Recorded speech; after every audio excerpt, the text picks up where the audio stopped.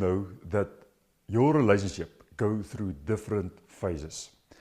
All relationships start with that beautiful, beautiful phase of in love.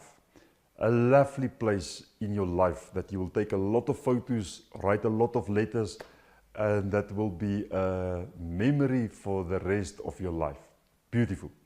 But what's normal is that couples move through the in love phase to the second phase that we call the power struggle.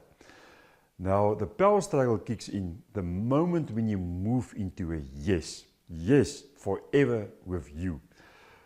Like, for example, you get engaged or you fall pregnant or you move in together, but the quickest to move from in love into the power struggle is to get married.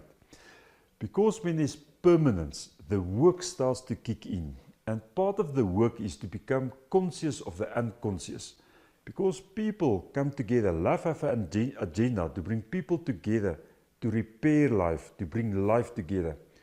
And there have happened some pain in our life, and we have lost life because we feel alone, or we feel invisible, or we feel not good enough.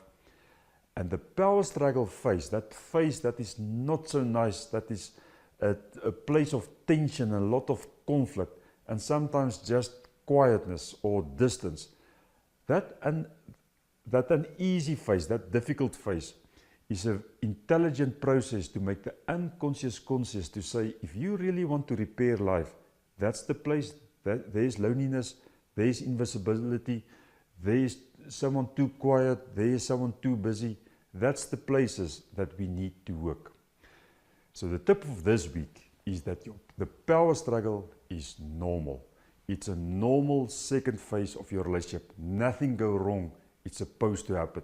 Next week, I'm going to look at it that although the power struggle is normal, you're not supposed to stay stuck in a power struggle. It's just one small phase in a much bigger story. Enjoy.